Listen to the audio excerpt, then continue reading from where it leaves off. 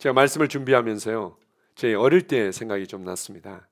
저희 부모님은 정말 억척스럽게 성실하신 분이었는데요.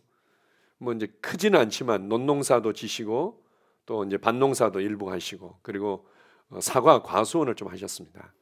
그렇게 하는 것만 해도 참 일이 굉장히 많고 바빴는데, 지금이야 이제 여러 가지 보조 도구들이 많다 보니까 수월하지만 당시에는 그 사과에 씌우는 봉지도 저녁마다 이제 풀칠해 가지고는 만들었던 기억이 납니다. 저도 이제 부모님 그렇게 도와드리고 그랬는데, 근데 이제 그것뿐만 아니라 또 흑염소, 암컷이나 이제 어린 새끼들 또 이제 사와서 키워 가지고는 팔기도 하고, 제 하루 일과 중에 또 한 가지는 이 흑염소들 논으로 가서 풀 뜯기는 거, 이런 일을 제가 하기도 했었습니다. 그리고 또 하나가 있었는데, 저희가 바로 초등학교 앞이다 보니까 문방구를 하셨던 거예요. 우리 옛날 표현으로 전빵이라고도 하는데요. 그런데 그러다 보면 항상 이 쓰레기들, 뭐 종이들 이렇게 그 집 앞에 이렇게 나뒹굴기도 하고 이제 이랬었는데, 제가 아마 초등학교 3학년, 4학년 정확하지는 않는데 그때였던 것 같습니다. 제 친구랑 이제 종이도 읽고 이러니까 이제 불장난을 한 거죠. 이제 이 불장난을 하겠다고 이제 불을 피웠는데, 이제 당시 우리 집 구조가 어떻게 되는가 하면은 이제 집이 이렇게 있고, 우리 그 이제 문방구는 이제 저쪽 이제 학교 쪽으로 이렇게 있는 거고요. 그다음에 여기 이제 장독대가 있고, 장독대 옆에 집가래라고 하고 이제 집단을 쌓아놓는 것들이 시골마다 있었죠. 그것 가지고 이제 농사짓는 데 쓰기도 하고, 가축들 뭐 사료로 하는데 뭐 썩기도 하고 이렇게 하는데, 이제 그 앞에서 집가래 이제 그 근처에서 문방구에서 나온 이제 그런 종이들, 비닐들 이렇게 태우면서 히히닥거리고 이제 장난하고 있는데, 이게 이제 집가래에 옮겨 붙은 거예요. 뭐 어떻게 하다가 처음에는 살짝 붙었으니까 이렇게 뭐 손으로 이렇게 하다가 이제 발로 이렇게 하는데, 이게 이 집가래에 이게 확 붙어버리는 거죠. 겁이 나가지고는 제 친구랑 그냥 도망가 버렸어요. 옆 동네로 도망가 가지고는 한 몇 시간 이제 고민하고 뭐 어떻게 됐을까 해가지고는 돌아와서 봤더니, 이 집가래가 그래도 굉장히 더미가 있었는데요, 자칫하면 집을 다 태울 뻔했던 거죠. 그래도 이제 발견되어져 가지고 껐는데, 이제 집에 이제 꺼름이 좀 생기고, 유리창 같은 경우는 열기 때문에 금이 많이 가고, 이제 저희 결혼하지 않았던 삼촌들 같이 살았는데, 이제 막내 삼촌이 저를 부르는 거예요. 규태 너 이리 와봐. 이래가지고는 막 화가 어마어마하게 나신 거죠. 근데 그때 저희 마침 고모님들이 계셔가지고는 애 그렇게 혼내면 안 된다.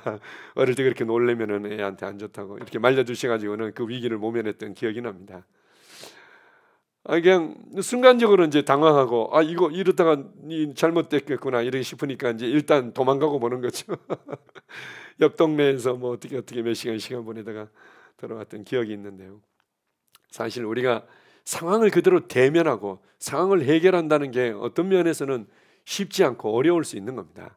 우리가 빛이신 하나님을 떠났을 때 인간들이 보였던 그 태도, 속성의 자연스러운 부분이었던 것도 성경은 보여주고 있습니다. 창세기 3장 8절에서 10절 한번 읽어봅시다. 자, 시작.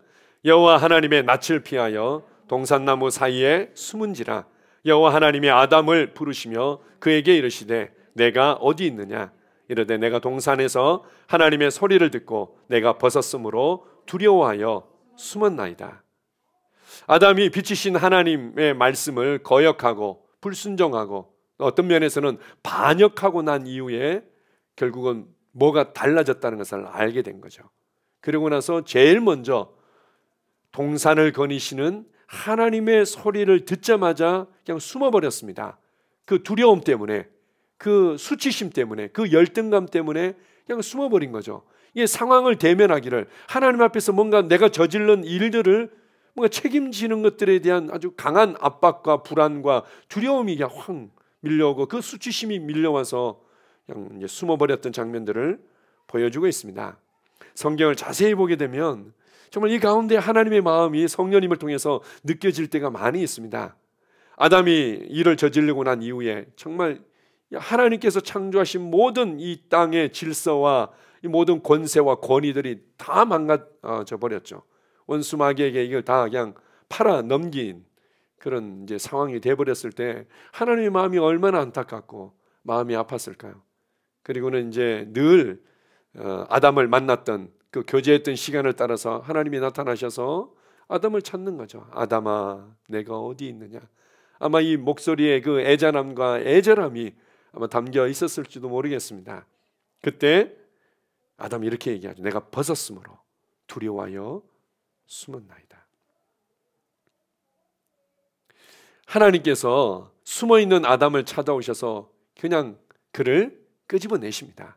그를 상황을 대면하도록 만드시는 거죠. 그러고 나서 그냥 혼내고 심판하시지 아니하고 형 내가 왜 이렇게 했느냐, 너의 부끄러움을 누가 알려주었느냐 이랬더니 이제 이실직고 하는데, 이실직고 하는 것 같지만 다 핑계 아니에요. 이제 당신이 내게 주신 아내가, 그리고 하나님께서 창조하신 뱀이 이렇게 하면서 변명하고 핑계할 때 하나님이 그냥 듣지도 않으십니다. 그리고는 그들을 향해서 구원과 회복의 말씀을 예언해 주시죠. 그래, 상황이 이렇게 되어졌지만 나는 이 가운데 다시금 일할 것이고, 여자의 후손을 통해서 뱀의 머리를 상하게 할 것이고, 이 뱀은 여자의 후손의 발 뒤꿈치를 상하게 할 것이다. 그리고 난 이후에 하나님께서 결국은 야 없던 걸로 하고 어떻게 하면 잘 되겠지, 이게 아니라 그가 가졌던 권세를 사용한 것에 대해서, 잘못 사용한 것에 대해서, 그리고 그가 잘못된 선택을 한 것에 대해서 스스로 책임을 지도록 이끌어 주십니다. 여자에게는 해산하는 수고를 더하고, 그리고 남자에게 묻고 그 권위를 따르지 않은 것에 대해서 복종하게끔 하나님께서 그를 제한하시고, 그리고 남자에게는 너로 말미암아 온 땅이 저주를 받았고, 그 저주를 받은 것으로 인해서 너희가 땀 흘리고 수고해야만 땅의 소산을 먹게 될 것이다. 이제는 죄로 말미암아 타락하고 변질된 것들이 더 자유롭게 마음껏 하지 못하도록 땀 흘리고 수고함으로 말미암아 제한하시고, 땀 흘리고 수고함으로 말미암아 책임지는 삶을 주님께서 가르쳐 주기를 원하셨습니다. 그리고 아주 놀라운 장면이 나오는데요, 하나님께서 그 이후에 현재의 삶을 그래도 은혜 가운데 살아갈 수 있게끔 호의를 베풀어 주시는 장면이 나옵니다. 그것을 성경은 이렇게 표현하죠. 하나님께서 그들을 위하여 가죽옷을 지어서 입히시니라. 가죽옷을 하나님이 친히 만들어서 그들에게 입혀주신 겁니다. 현재의 어떤 그 수치들, 두려움들, 불안들, 열등감들, 이런 것들을 가려주고 지금의 삶을 그래도 살아갈 수 있게끔 은혜와 호의를 베풀어 주시죠. 놀랍지 않습니까? 하나님은 결국 그들을 끄집어내셔서 상황을 대면하고 책임지고 그 가운데서 하나님의 은혜를 누리도록 이끄시는 분입니다. 혈루병 앓는 여인에 대해서도 마찬가지예요. 혈루병을 앓는 여인은 자신의 믿음을 따라서, 자기가 들은 어떤 정보를 따라서 누구도 예수님을 만지기만 했는데도 나았다고 하더라 라는 그 소문을, 그 정보를 딱 붙잡고는, 그러면 나도 여기에 내 믿음을 실을 거야 라고는 그냥 몰래 가서 예수님의 옷자락을 딱 만지는 순간 그 여인의 믿음이 예수님의 능력을 잡아당겨서 치유를 경험하고 회복들을 경험하고 났죠. 그래서 몰래 빠져나가려고 그랬는데 예수님께서 그를 그냥 드러내시죠. 드러내셔서 이 상황을 대면하게 하고 이 상황을 책임지게 하고, 그리고 하나님께서 사람들의 오해와 공격과 문제가 될 수 있는 부분들을 그냥 평정해 주시죠. 여인아, 내 믿음이 너를 구원하였으니 평안히 가라. 믿음의 여인이라고 예수님께서 드러내 주시고 존중해 주시고 그가 평안히 가도록 길을 열어 주십니다. 참 놀랍지 않습니까? 우리는 뭔가 좀 숨기고 싶고 변명하고 싶고 도망가고 싶고 이럴 때가 참 많지만, 하나님은 우리를 빛 가운데로 다시금 인도하시고 끄집어내시는 분임을 알 수 있죠. 우리가 지난주에 야곱에 대해서, 저도 이제 야곱을 좀 좋아하는 편인데요, 야곱에 대해서 우리가 함께 나눴습니다. 저는 셀 모임하면서 또 리더 모임하면서 이 말씀을 가지고는 너무 감동스럽게 설명을 하는데 다른 분들은 그렇게 반응은 잘 안 하시는 것 같더라고요. 보니까 32장 31절에 보면 얼마나 놀라운 말씀인지, 그가 분이엘을 지날 때 해가 돋았고 그의 허벅다리로 말미암아 절었더라. 그가 분이엘을 지날 때라는 이 말씀의 의미는 뭔가 하면, 그냥 자기 욕심을 따라서 또 속임수를 발휘해서 형 에서의 장자권을 탈취해내죠. 그리고 그것으로 말미암아 나름대로 가지고 있는 이런 부분들에 대해서 결국은 자기가 형을 분노케 하고 형의 것을 빼앗고 형을 속인 것에 대해서 책임을 져야 되는데 그걸 회피하고 싶은 거죠. 잔머리를 굴려서 어떻게 하면 도망갈 수 있을까? 어떻게 하면 위기를 모면할 수 있을까? 근데 결국 하나님의 사자를 통해서 그 상황을 대면할 수 있는 그것을 힘을 주시고 그 상황을 볼 수 있도록 이끌어 주시죠. 그러고 나서 이제 야곱 안에 이제 그것을 대면할 수 있는 힘과 담대함이 생긴 겁니다. 그래서 그가 분이엘을 지날 때라는 의미는 이제는 그래, 내가 형을 속이고 그리고는 그렇게 탈취하고 욕심을 부렸던 것에 대해서 책임을 져야지. 내가 이 상황을 대면해야지. 내가 분노한 이 형의 얼굴을 내가 마주 봐야지.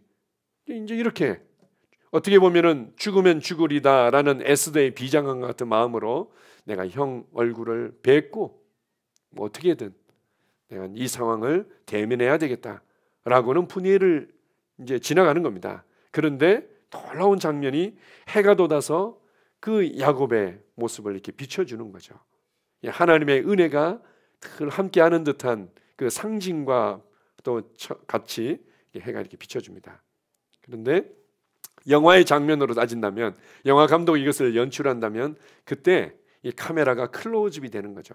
멀리 실루엣처럼 뭔가 한 사람이 이렇게 걸어가는 게 보이는데 카메라가 이렇게 클로즈업하면서 야곱의 모습이 크게 보이고 이 주변의 상황들이 자세하게 보이는 겁니다. 봤더니 야곱이 쩔뚝 하면서 에서를 만나러 가는 거죠. 하나님, 나는 이제 형 에서를 대면할 것입니다. 그리고 그에 대해서 내가 뿌렸던 씨앗들에 대해서 내가 책임을 질 겁니다. 뭐 이런 마음으로 이제 걸어가고 있는 거죠. 그런데 얼마나 놀라운 역사가 있었는지 33장 4절을 같이 한번 읽어봅시다. 자, 에서가 달려와서 그를 맞이하여 안고 목을 어긋맞추어 그와 입맞추고 서로 우니라. 관계의 회복이 기적적으로 일어나게 됩니다. 그 몇십 년 동안 미움과 피해자의 의식과 이 분노들이 가득 찼었는데, 몇십 년 동안 가득 찼었는데 한순간에 이렇게 바뀔 수 있습니까? 어떤 사람들은 이 뇌물을 많이 바쳐가지고는 뭐 그랬을 수 있지 않을까요? 뇌물을 많이 바쳤다면은 아 그래? 이 녀석이 그래도 지가 한 잘못은 알고나 있구나.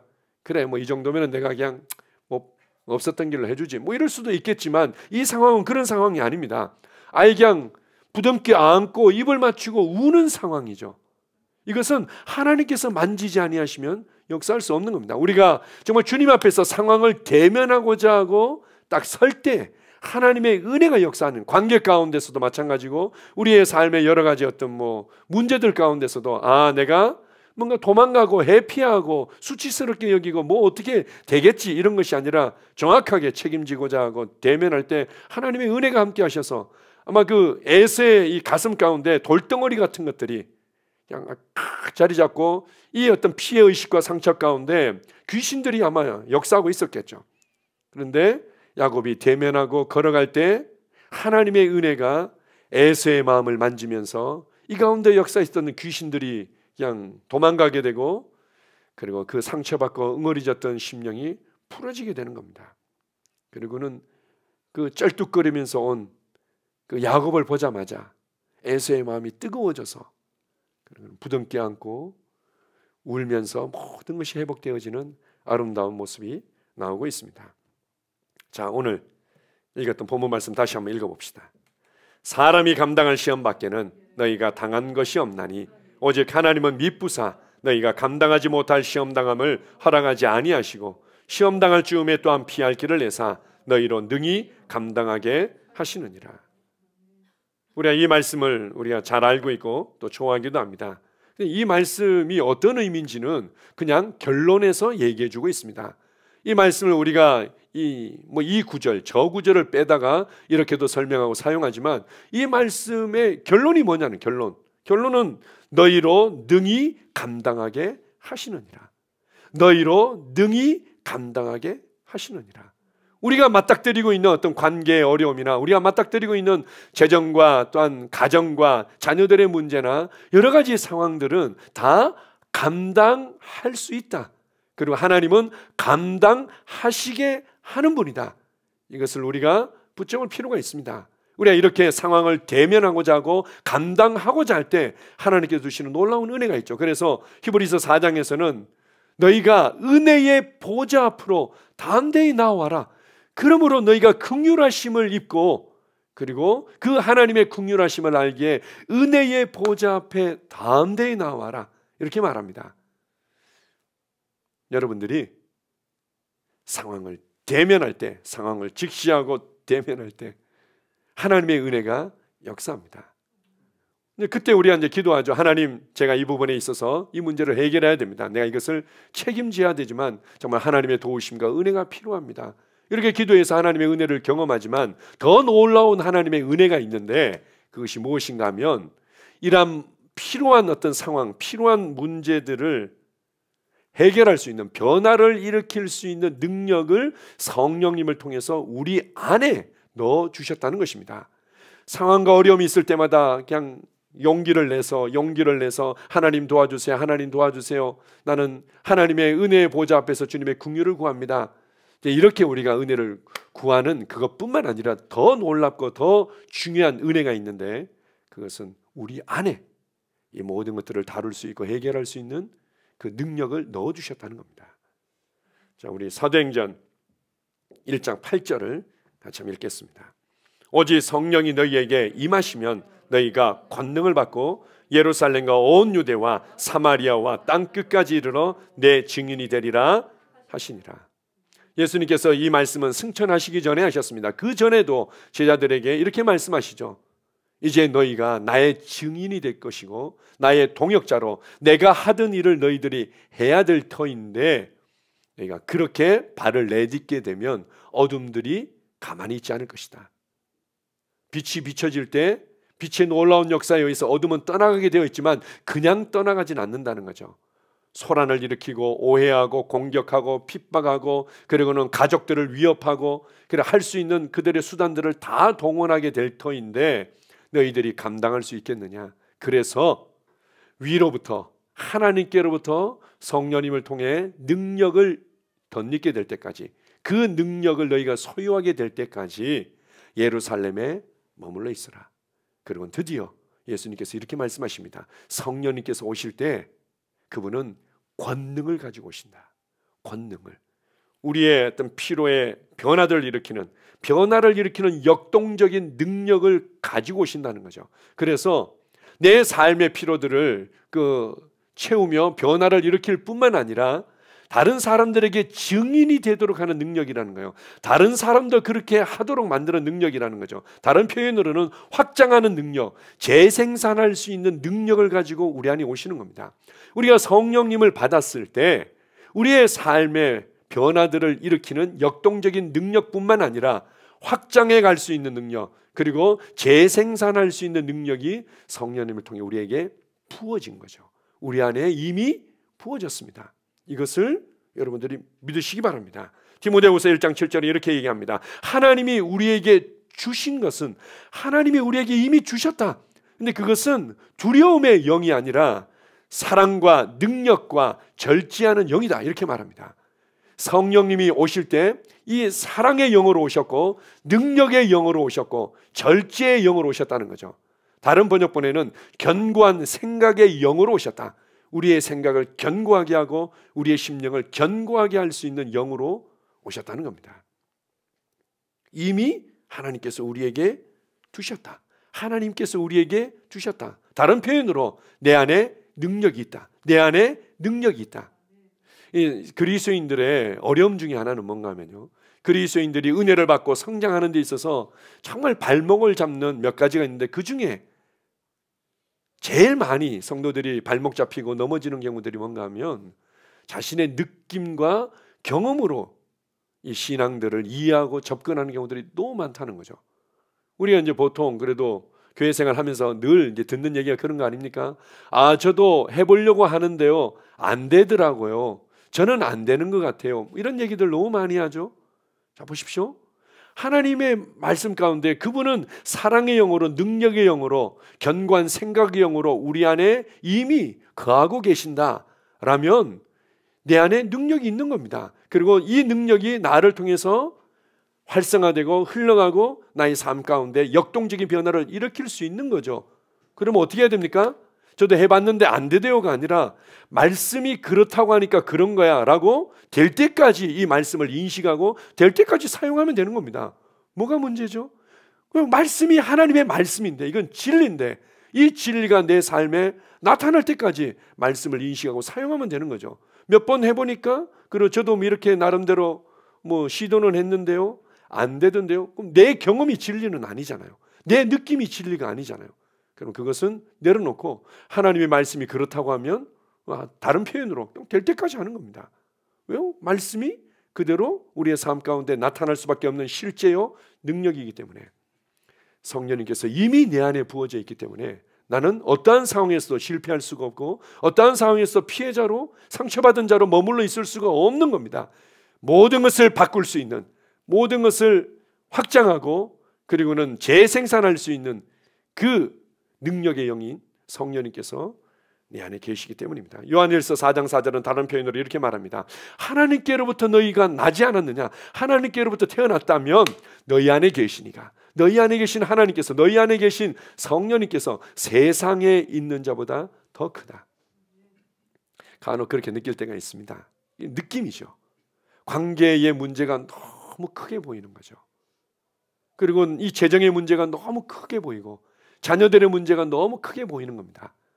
때로는 고백은, 믿음을 따라서 고백은 하지만 머리와 이 감정과 이 심령에서는 이 부정적이고 그리고 어두운 그림들이 계속 생산되고 그거 말 안 하려고 입을 지키는 게 굉장히 어렵고, 이런 경우들이 많이 있죠. 밖에 있는 것들이 너무 크게 보입니다. 그러나 주님은 밖에 있는 것들은 작은 거야. 밖에 있는 것들은 작은 거야. 이 세상에서 가장 큰 게 있다면 바로 하나님의 나라, 하나님의 보좌와 네 안에 계신 거야. 그 하나님의 보좌와 그 나라가 성령님을 통해서 네 안에 임했고 네 안에 계시니까 세상에 있는 그 무엇보다도 더 크시다고. 밖에 있는 것들은 작다, 내가 맞닥뜨리고 있는 것은 작다 내 안에 계시니까 그 무엇보다도 가장 크다. 이렇게 여러분들이 인식하는 거, 말씀을 따라서 여러분의 생각과 느낌을 일치시키는 거, 이게 첫 번째로 중요한 것입니다. 그래서 빌립보서 4장 13절에 보게 되면 사도 바울은 이렇게 담대하게 고백하며 성도들에게 선포하죠. 내게 능력 주시는 자 안에서, 내게 능력 주시는 그리스도 안에서, 내게 능력 주시는 성령님 안에서 내가 모든 것을 할 수 있느니라. 내가 모든 것을 할 수 있느니라. 모든 것을 할 수 있는 것에 대해서 유일한 제한이 있다면 내가 알지 못하고 믿지 못하는 것뿐이죠. 우리가 알지 못하고 믿지 못하는 것만이 모든 것을 할 수 있다는 이 말씀의 능력과 실제를 제한하는 것입니다. 알고 믿음대로 발을 내디딜 때 성령님께서 놀랍게 변화를 일으키는 역동적인 능력과 확장하고 재생산하는 능력으로 내 심령과 나의 가정과 나의 삶의 현장에 일하고 계시다는 것을 붙잡으시기 바랍니다. 그래서 제가 이제 가끔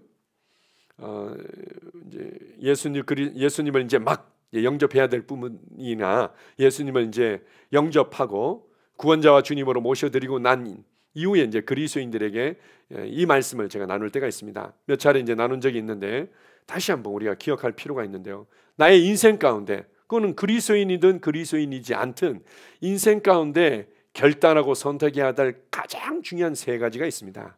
첫 번째 뭔가 하면 우리 2-1번 같이 한번 읽어보겠습니다. 내가 내 인생의 주인으로 살 것인가? 예수님을 내 삶의 주인으로 모시고 살아갈 것인가? 그렇죠?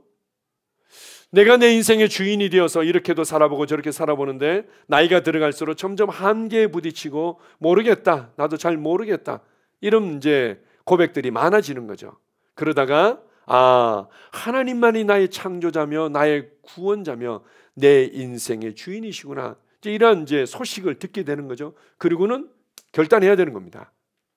10대 때 결단하지 못하면 20대 때, 20대 때 결단하지 못하면 30대 때, 30대 때 결단하지 못하면 40대, 50대에는 인생에 죽기 전에 한 번은 우리가 이 상황을 대면해야만 되는 거죠. 가장 중요한 결단과 선택은 바로 예수 그리스도를 내 인생의 주인으로 모시고 살아갈 것인가에 관한 선택인 것입니다. 두 번째, 우리가 이번에 같이 나누고 있는 말씀인데요. 2-2번 읽어보겠습니다. 나의 노력과 타고난 능력으로만 살 것인가? 성령님의 능력과 지혜로 살 것인가? 노력에서 어느 정도 되는 것 같죠? 타고난 능력 가지고도 어느 정도 되는 것 같습니다. 때로는 뭐 그것 때문에 다른 사람과 비교하면서 열등감을 느끼기도 하는데, 아니면 더 이를 악물고 나도 저 녀석보다는, 나도 저 사람보다는 더 잘 살 수 있어, 더 많은 능력을 나는 개발할 거야, 이렇게 이제 살아가는 경우들이 많이 있죠. 많이 있지만 결국은 우리의 인생에 좀 더 정직하게 대면할 필요가 있습니다. 초자연적인 능력이 있구나, 하나님의 능력이 있구나, 신성한 능력과 지혜가 있고 우리가 그분의 지혜와 능력으로 살아가는 또 다른 쉽고 단순한 삶이 있구나, 그 앞에 결단하고 선택하는 거죠. 성령님과 성령 충만을 나의 인생 가운데 받아들이고, 그리고 성령 충만함 가운데 살아가는 그분의 지혜와 능력으로 살아가는 삶을 선택하고 살아가는 것입니다. 자, 세 번째로 2-3번 같이 읽어보겠습니다. 나의 꿈, 나의 계획, 나의 목표를 위해 살 것인가? 하나님의 계획과 부르심을 따라 살 것인가? 끊임없이 꿈을 꾸고 끊임없이 계획하고 끊임없이 목표를 정하고, 그러다가 어느 순간 발견하게 되는 거죠. 이 목표를 이루는 게 내 인생에 어떤 의미가 있을까? 내가 이 계획과 목표를 이뤄내는데 내 영원한 삶에 대체 어떤 의미가 있을까? 이런 것들에 대해서 이제는 뭔가 이제 눈이 조금씩 열리기 시작하는 거죠. 그리고는 결단할 때가 오게 됩니다. 아, 그렇구나. 내 꿈, 내 계획, 내 목표를 위해서 살아가는 것은 결국은 지나가는 것이구나. 결국은 나를 향한 하나님의 계획이 있고 나를 향한 하나님의 부르심이 있구나. 내가 그것을 따라가는 삶을 선택하겠습니다. 이러한 삶이 우리 앞에 있는 겁니다. 오늘 우리가 이제 나누고 있는 부분들은 이제 두 번째죠. 나의 노력과 타고난 능력으로만 살 것인가? 성령님의 능력과 지혜로 살 것인가? 그래서 내 안에 이미 부어진 그 하나님의 놀라운 은혜인 바로 성령님, 이 성령님께서 능력으로 내 안에서 역사하고 계신다는 것들을 인식하고 그것을 사용하는 삶이 우리에게는 필요합니다. 어떻게 성령님의 능력을 사용할 수 있는가? 자, 3번 제목 한번 읽어보겠습니다. 성령님의 능력은 하나님의 말씀을 담대히 선포하는 것에 풀어집니다. 성령님은 진리의 영이고 실제의 영이시죠. 그래서 성령님께서는 다르게 움직이시는 분이 아니라 하나님의 말씀을 가르쳐 주시고 하나님의 말씀이 실제가 되게 하시고 하나님의 말씀을 따라서 움직이시는 분이죠.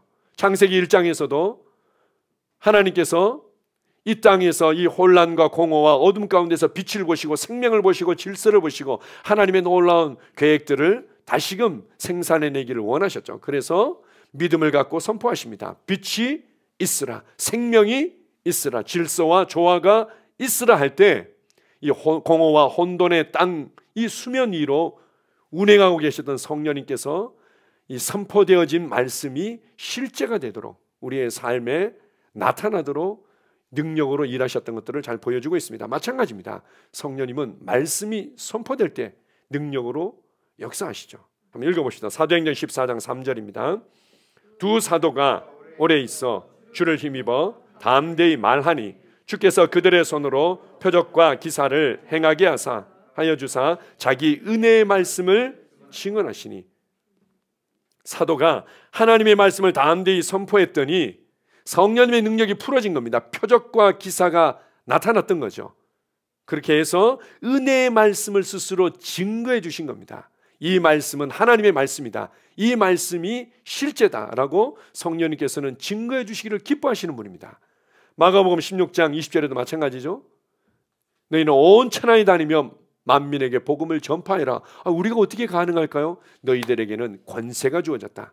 믿는 자의 권세에 대해 설명해 주시죠. 내 이름으로 귀신을 쫓아내고 병든 자를 낫게 하며 내 이름으로 병든 자에게 손을 얹을 때 낫게 될 것이다. 이렇게 말씀하시고 난 이후에 제자들이 그 예수님의 말씀을 믿고 믿는 자의 권세를 붙잡고는 현장에 가서 복음을 담대히 전했더니 따르는 표적으로 주님께서 그 말씀을 확증해 주셨다고 동일하게 말씀하고 있습니다.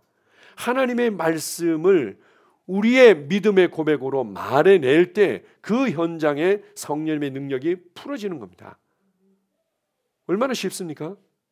제가 며칠 전에 머리가 너무 아픈 거예요. 이 속으로 아픈 거예요. 그래서 이게 신경에 문제가 있는 것처럼 너무 이렇게 좀 넓은 송급으로 이렇게 팍팍 찌르는 것처럼 그렇게 이쪽에 통증이 있는 거예요. 그러더니 이제 이렇게 조금 이렇게 움직여 보니까 이렇게 근육하고 신경이 여기까지, 여기서부터 여 위에까지 이렇게 연결되어져서 같이 아프더라고요. 그래서 이게 뭔가 신경하고 근육에 뭔가 문제가 있는 건가 이렇게 생각하고 있었는데, 하루가 지나고 나서 이렇게 목을 만지다 보니까 여기가 아프더라고요. 이쪽에 염증이 있는 것 같고, 이쪽에 이제 염증과 뭐 통증 때문에 이게 이제 근육과 신경을 타고 올라가 가지고는 두통이 그렇게 좀 순간순간 이렇게 송곳으로 찌르는 것처럼 계속 있었던 거죠. 그래서 제가 이제 질병을 대할 때 말씀드리지 않습니까? 간혹 우리가 이제 이런 치유의 이제 복음이나 하나님의 은혜에 대해서 알고 나서 나도 믿음을 발휘해야지 이렇게 하면서 어떤 통증이나 증상이 있을 때 막연하게 이제 생각하는 부분들이 있습니다. 이거 내가 믿음을 발휘해야 되겠다라고 이제 대면을 하면서도 머릿속에서는 혹시 이게 암인가? 혹시 이게 아주 좀 위중한 질병은 아닐까? 이러다가 내 삶이 어떻게 되지? 우리 남편은 어떡하지? 우리 아내는 어떡하지? 우리 애들은 어떡하지? 막 이게 상상 막연한 불안감을 가지고는 그러면 안 되지. 예수의 이름으로 깨끗해질지어다. 이렇게 합니다. 그러니까 이거는 허공을 치는 듯한 막연한 싸움인 거죠. 막연한 불안과 막연한 두려움 가운데 막연한 믿음을 발휘하니까 이게 안 되는 거죠. 그러면서 우리는 왜 안 되는지 모르겠어요. 그럴 때는 그냥 병원에 가야 됩니다. 병원에 가서 그동안의 이제 의학적인 진보와 지식에 의해서 그래도 그나마 정확하게 이제 진찰을 받을 수 있는 거죠. 이거는 이 부분에 있었던 뭐 이러이러한 염증입니다. 이러한 통증입니다. 크게 신경 안 써도 됩니다. 문제 이렇게 그동안 과로했기 때문에 잠시 이런 충격이 갔을 수도 있습니다. 크게 염려하지 않으셔도 됩니다. 이렇게 하면은 그렇구나라고는 정확한 그 어떤 병명, 정확한 이제 상황을 놓고 믿음을 발휘하니까 쉬워지는 겁니다. 그렇게 해야지 그냥 막연하게 불안해하면서 믿음을 발휘한다고 해서는 이게 안 되는 거죠. 그러나 이런 건 있습니다. 내가 막연한 불안감이나 두려움이 없어. 이것은 내가 그동안 나를 먹였고 내 안에 심겨진 말씀으로 내가 능히 다룰 수 있어라는 확신이 있고, 그러한 의심과 두려움과 불안이 나를 괴롭히지 않는다면 그때는 그냥 그대로 그냥 직진하면 되는 거죠. 제 안에는 뭐 그런 의심이나 불안이나 두려움이 없었습니다. 이 상황에 대해서는. 그래서 이건 내가 병원 갈 이유도 없다. 그리고는 예수의 이름으로 내게 통증을 주고 그리고는 염증을 일으키는 모든 연약함은 깨끗이 사라질지어다. 할렐루야, 예수님 감사합니다 라고 손을 딱 떼는 순간 나오면 얼마나 좋겠어요. 그러고 났는데도 계속 머리도 아프고 이 근육이 땡기고 이렇게 만지면 아프고 그러더라고요. 그런데 어떻게 해요? 내 안에 성령님의 능력이 있고, 성령님의 능력은 말씀을 대언할 때, 말씀을 담대히 선포할 때 역사하게 되어 있는 겁니다. 그래서 이전에 내가 선포했는데 왜 안 돼요? 그건 생각할 이유도 없는 거죠. 말씀이 그렇다고 하면, 그리고 무엇보다도 내 안에 능력이 있습니다. 성령님의 능력이 풀어지고 있습니다. 나는 하나님의 말씀을 말하고 있습니다. 이 말씀을 따라 성령님은 실제의 영으로 하나님의 말씀의 실제를 나타내고 있습니다. 그렇게 생각하고 고백하면서 그냥 손을 얹고 통증은 사라지고 염증을 일으켰던 모든 연약함은 깨끗해질지어다. 한 며칠 지났는데 깨끗해졌습니다. 며칠 동안 좀 괴롭히고 신경이 쓰였는데, 다시 한번 말씀드리지만 막연한 불안감과 두려움과 함께 믿음의 싸움을 싸우려고 하는 분들은 정확한 진단을 받으시는 게 필요합니다. 그러나 그런 것 없이 그냥 내게 심겨진 말씀으로 내가 대면하고 다룰 수 있다면 내 안에 역사하시는 그 성령님을 인식하십시오. 그 능력이 어떠한 능력인지를 인식하십시오. 로마서 8장 11절에 보게 되면은 이 성령님의 능력은, 내 안에서 역사하고 있는 이 역동적인 능력은 예수님을 죽은 자들로부터, 그 사망의 고통으로부터 다시금 살리신 부활의 능력이며 부활의 생명이다, 이렇게 알려주고 있습니다. 그 성령님이 동일하게 내 안에 거하심으로 말미암아 너희 죽을 몸도 살리시래, 이렇게 말하는 거죠. 우리의 이 몸도 예수 그리스도와 같은 부활의 영광스러운 몸으로 변화시킬 것이다. 동시에 이 질병의 고통을 받고 이 썩어져가는 우리의 몸이 성령님의 능력으로 말미암아 살려지고 회복되고 강건케 될 거라고 말씀하고 있습니다. 붙잡으십시오. 하나님의 말씀을 담대히 선포할 때 그곳에 성령님의 능력이 풀어지는 겁니다. 이것을 우리가 훈련하고 삶에서 직접 살아내기 위해서, 또 교회적으로 우리가 돕기 위해서 왕들의 고백 기도회가 계속되고 있지 않습니까? 왕들의 고백 기도회는 하나님의 말씀을 그냥 하나의 지식과 영적인 어떤 교리로, 영적인 이론으로 취하는 것이 아니라 나의 믿음의 고백으로, 나의 삶의 담대한 고백으로 취해서 선포하는 훈련을 시켜주는 겁니다. 새로운 피조물 고백기도집도 마찬가지죠. 왜 이런 고백기도집을 무슨 주문 외우듯이 이렇게 계속 따라서 해야 됩니까? 이거는 그냥 수학 정석 같은 겁니다. 수학 정석 같은 게 뭔가 하면은 이대로만 고백해야 된다는 의미보다도 우리가 너무 오랫동안 세상적인 언어로, 부정적이고 불평하고 원망하고 피해자의 언어로, 부족감의 언어로 쩔어 있기 때문에 이것을 하늘의 언어로, 생명의 언어로, 평강의 언어로, 그리고 살리는 언어로, 주는 언어로 바꾸기 위해, 승리자의 언어, 믿음의 언어로 바꾸기 위해서 훈련시켜 주는 거죠. 그래서 그것을 고백하고, 또 왕들의 고백 기도에서는 그것을 또한 단지 그냥 중얼중얼 고백하는 수준이 아니라 그냥 포효하듯이 담대히 왕처럼 호령하듯이 선포하도록 훈련시켜 줍니다. 그럴 때 성령님의 능력이 풀어지며 우리의 삶에 놀라운 변화들이 나타나게 되어 있습니다. 하나 더 보겠습니다. 성령님의 능력이 어떻게 풀어지는지 4번 같이 한번 제목 읽겠습니다.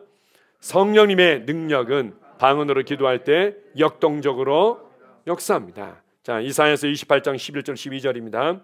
그러므로 더듬는 입술과 다른 방언으로 그가 이 백성에게 말씀하시리라. 전에 그들에게 이르시기를 이것이 너희 안식이요 이것이 너희 상쾌함이니 너희는 곤비한 자에게 안식을 주라 하셨으나 그들이 듣지 아니하였으므로.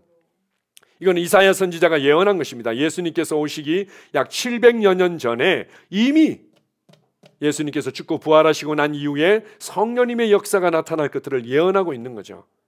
너희들이 그때가 되면 더듬는 입술과 다른 방언을 통해서 하나님께서 말씀하시는 것들을 경험하게 될 것이다.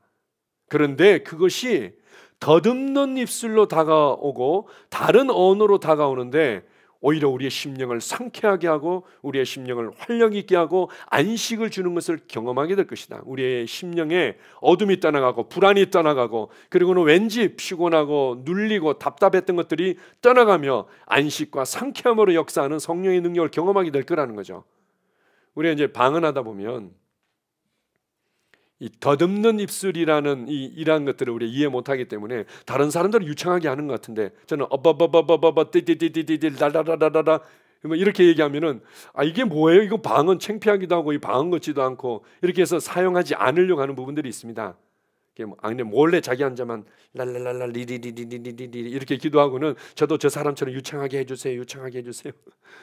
물론 이제 경험상 언어가 좀 바뀌면서 유창해지는 측면도 있습니다. 그러나 사람들의 귀에 더듬는 것처럼 보이고 사람들의 귀에 뭐 유창한 것처럼 들려지는 것뿐이지 하나님께는 아무런 의미가 없는 겁니다. 영어로 비밀을 하나님께 말하고 하나님은 그 언어를 들으시고 그 기도를 들으시고 역사하시는 거죠. 하나님께는 아무런 의미가 없는 겁니다. 그런데 정확하게 표현하고 있죠. 더듬는 입술일지라도 다른 언어처럼 들리는 것이라도 우리가 열정적으로 성령님께서 능력으로 일하시도록 방언을 통해서 길을 열어드릴 때 이것이 상쾌함과 안식으로 역사한다는 거죠. 보면은 너희는 곤비한 자에게 안식을 주라 이렇게 얘기했는데 사람들이 싫어한다는 거예요. 성령의 일들을 창피하게 여기기도 하고 꺼리끼기도 하고 이렇게 여긴다는 거죠. 더듬는 입술, 성령 안에서 방언으로 기도하는 건 좋은 것입니다. 우리 제가 이제 예전에 지금은 이제 저도 이제 나이가 들어가면서 좀 더 제 아내 말을 경청하고 지혜롭게 하는데 젊었을 때 제가 이제 몸이 피곤하면 저희 아내한테 그래, 나 예배당 가서 기도하고 올게. 이러면 저희 아내가 이해가 안 되는 거죠. 아니 피곤하면 쉬어야지. 왜 예배당 가서 또 기도하고 그렇게 지치도록 그렇게 기도하다 오겠다고 그러냐고.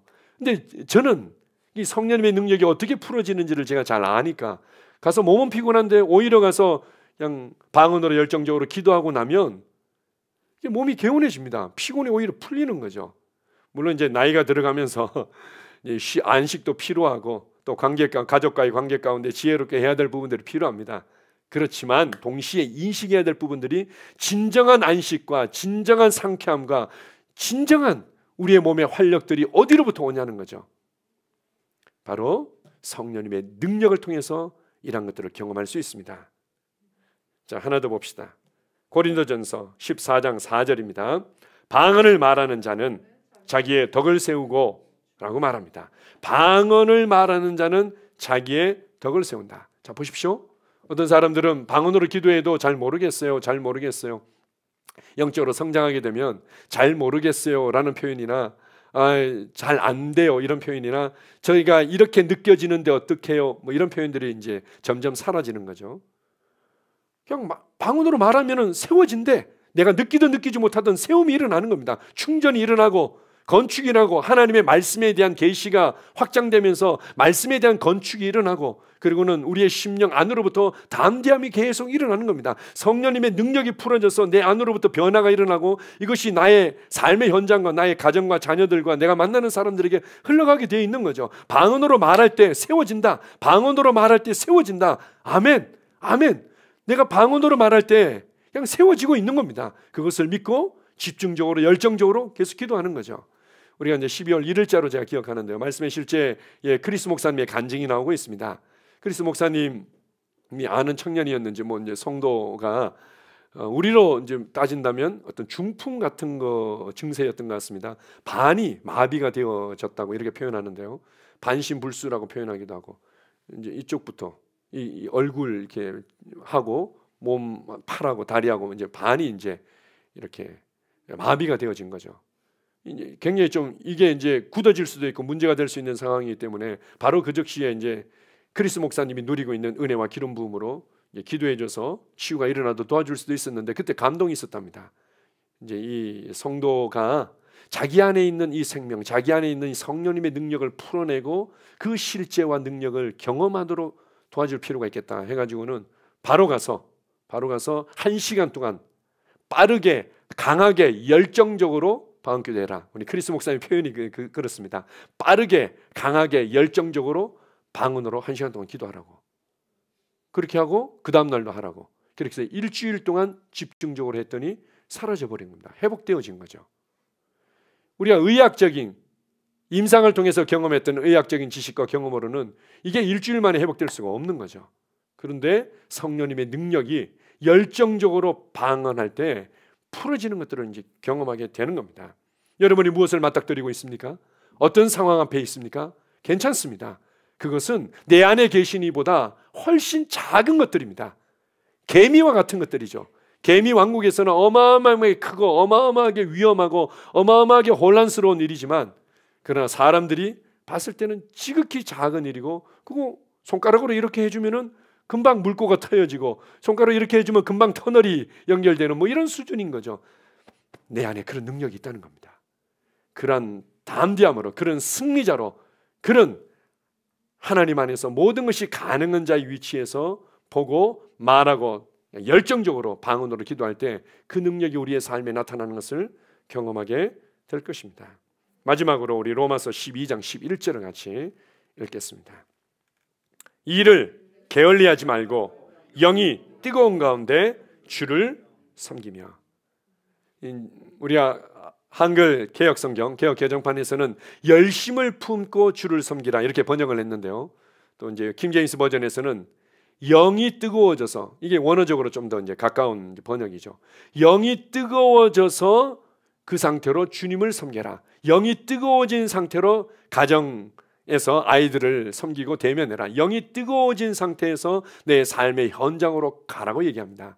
제가 이제 그 한 청년에게 이렇게 권면하고 또 이번에 이제 간증하면서 이제 그런 고백들을 했는데요. 제가 이제 볼 때마다 한동안 제가 그런 얘기를 했습니다. 지금 너에게 지금 아주 중요하고 필요한 첫 번째가 있다면 심령을 활력 있게 하는 거야. 다른 표현으로 영을 뜨겁게 만드는 거죠. 어떤 사람들은요, 머리가 뜨거운 사람이 있습니다. 쉬질 않아. 과부하 걸리듯이 계속 생각이 돌아가고 계속 계산이 돌아가고 계속 어떤 사람들은 이제 숨고 도망갈 어떤 이런 어떤 전략들이 이제 돌아가고 뭐 이런 것들이죠. 머리가 항상 뜨거워. 어떤 사람들은 가슴이 뜨거운 사람이 있어요. 뭘 해야 돼. 그래도 항상 분주해. 뭘 해야 되고 뭘 저질러, 가슴이 늘 이렇게 뜨거워진 사람들이 있는 거죠. 근데 주님께서 이렇게 말합니다. 영이 먼저 뜨거워져라. 영이 뜨거워짐으로 가슴이 뜨거워지고, 영이 뜨거워짐으로 머리가 뜨거워지고, 영이 뜨거워짐으로 말미암아 우리의 삶의 불꽃이 더욱더 활활 타도록 만들어라는 거죠. 모든 것은 우리의 영어로부터, 생명의 모든 것들은 우리 영어로부터 나오는 겁니다. 방언으로 열정적으로 기도하고 하나님의 말씀을 담대히 선포할 때 우리의 영이 뜨거운 사람이 되는 거죠. 근데 영은 냉랭해. 하나님의 말씀에 대해서도, 찬양에 대해서도, 기도에 대해서도, 성도들과의 교제에 대해서도 냉랭해. 그런데 세상의 문제와 일들에 대해서는 머리가 뜨겁고 가슴이 뜨거우면 결국은 자신의 노력과 자신의 어떤 능력의 한계를 경험하면서 그냥 복잡한 인생을 살아갈 수밖에 없습니다. 영이 뜨거워지십시오. 그래, 열정적으로 방언으로 기도하면 영이 뜨거워진 것들이 몸으로 느껴질 때도 있습니다. 우리가 뭔가 말씀과 찬양과 기도에 대해서 열렬하지 않았는데 이제는 주님의 은혜에 대해서 너무 감격이 되고 말씀이 우와 사람들이 봤을 때 늘 들었던 말씀이고 늘 읽었던 말씀인데 그날따라 이 말씀이 너무 신선하고 새롭게 강하게 다가오는 거죠. 우와, 이런 말씀이었구나. 우와, 그렇구나. 열정적으로 기도할 때 우리 가슴이 뜨거워지기 시작하는 거죠. 그리고 열정적으로 기도하면 이 뜨거움이 흘러넘쳐서 막 등이 난로가에 있는 것처럼 후끈후끈하게 이렇게 등이 더워지기도 하고 막 배가 그렇게 뜨겁게 느껴지기도 하고 막 손발이 그렇게 늘 차가웠는데 손발이 막 뜨거워지기도 하고 머리부터 발끝까지 막 기름이 흘러내리는 것 같기도 하고 막 전기가 감전된 것처럼 느껴지기도 하고 뭐 이런 다양한 영이 뜨거워진 것들이 점점 이 온도가 올라가게 되면 우리의 몸에까지 이러한 어떤 느낌으로 나타나기도 하고 실제로 우리의 육체에 영향을 끼치는 부분들도 있습니다. 영이 뜨거워짐으로 주님을 섬겨라. 성령의 능력이 이렇게 우리 안으로부터 풀어지고 있습니다. 이것을 여러분들이 취할 때 여러분은 결코 힘들어요, 어려워요, 안 돼요, 나는 왜 이렇게 상처가 낫질 않아요, 뭐 이런 어려움 가운데서 나를 도와주는 사람이 없어, 이렇게 살아갈 이유가 없는 거죠. 전진하고 내 안에 계신 성령을 인식하고 선포하고 방언으로 열정적으로 기도할 때 또 전진하고 이것이 실패인 것처럼 보이더라도 내가 이미 전진한 이상 이건 더 이상 실패가 아닌 거죠. 지금 사람들의 눈에 그리고 내 느낌에 이 상황이 실패처럼 내게 다가오더라도 내가 열정적으로 성령님을 인식하고 그 지혜와 능력 가운데 전진했어. 나의 심령이 뜨거워졌어. 그러면 더 이상 이것은 더 이상 실패가 아닌 거죠. 왜요? 내가 넉넉히 다룰 수 있게 됐기 때문에. 그렇게 해서 우리는 더 뜨겁고 더 빛나고 더 영향력 있는 자들로 나타나게 될 줄 믿습니다. 아멘. 할렐루야. 따라서 고백하겠습니다. 나는 상황을 회피하지 않습니다. 나는 상황을 대면하는 자입니다. 상황을 대면하면서 하나님의 은혜를 누리고 있습니다. 이미 내 안에 하나님의 능력이 있습니다. 변화를 일으키는 역동적인 능력이 있습니다. 확장하고 재생산하는 능력이 있습니다. 성령님이 내 안에 살고 계십니다. 하나님의 말씀을 담대히 선포함으로 성령님의 능력은 풀어집니다. 방언으로 열정적으로 기도함으로 성령님의 능력은 풀어집니다. 나는 성령님의 능력 가운데 걷는 자입니다. 아멘. 우리 옆 사람들 축복하겠습니다. 당신은 성령의 능력으로 충만한 자입니다. 아멘. 기도하겠습니다. 아버지 하나님, 그렇습니다. 많은 사람들이 수치심 때문에, 열등감 때문에, 두려움 때문에 상황을 회피하기 위해서 변명하며 핑계하고 계산을 합니다. 그러나 하나님은 우리를 자유케 하고 우리에게 안식을 주고 그리고 이것을 뛰어넘는 승리자의 삶을 살도록 하기 위해 상황을 대면하도록 이끄시는 분입니다. 그렇습니다. 주님, 나는 상황을 대면합니다. 그리고 무엇보다도 내게 주신 놀라운 은혜들을 인식합니다. 그것은 바로 성령님이시고 성령님께서 역동적으로 변화시킬 수 있는 그 능력을 가지고 내 안에 살고 계심을 붙잡습니다. 주님, 감사합니다.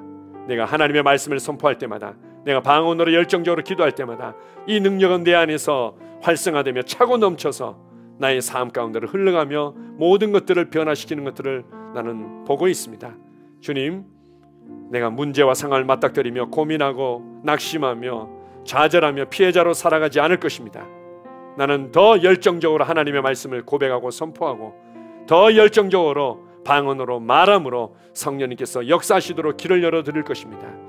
내 삶에 이 능력으로 역사하시기에 결코 원망하며 불평하며 피해자로 살지 아니하고 승리자로, 다스리는 자로, 변화시키는 자로, 주는 자로 살게 하신 주님, 은혜를 감사합니다.